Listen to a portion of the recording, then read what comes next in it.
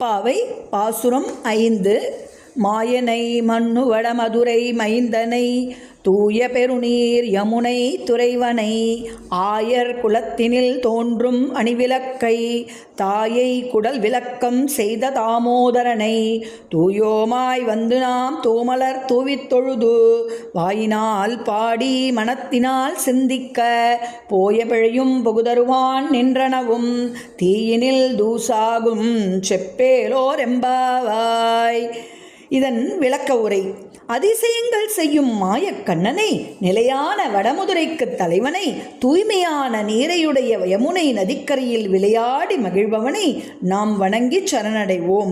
ஆயர் குலத்திற்கு ஒளி தரும் விளக்காய் அவதரித்து தாய் யசோதைக்கு பெரும்புகழை தேடித்தந்த அந்த புருஷோத்தமனை தூய்மையான அன்போடும் பக்தியோடும் அணுகுவோம்.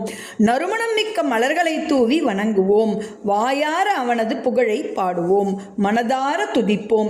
இப்படி நாம் கண்ணனிடம் முழுமையாக ஒப்படைத்தால் நாம் இதுவரையில் தெரிந்தே செய்த பாவங்களும் இனி தெரியாமல் செய்ய போகும் பிழைகளும் நெருப்பில் விழுந்த பஞ்சு போல சாம்பலாகி அழிந்து போகும்.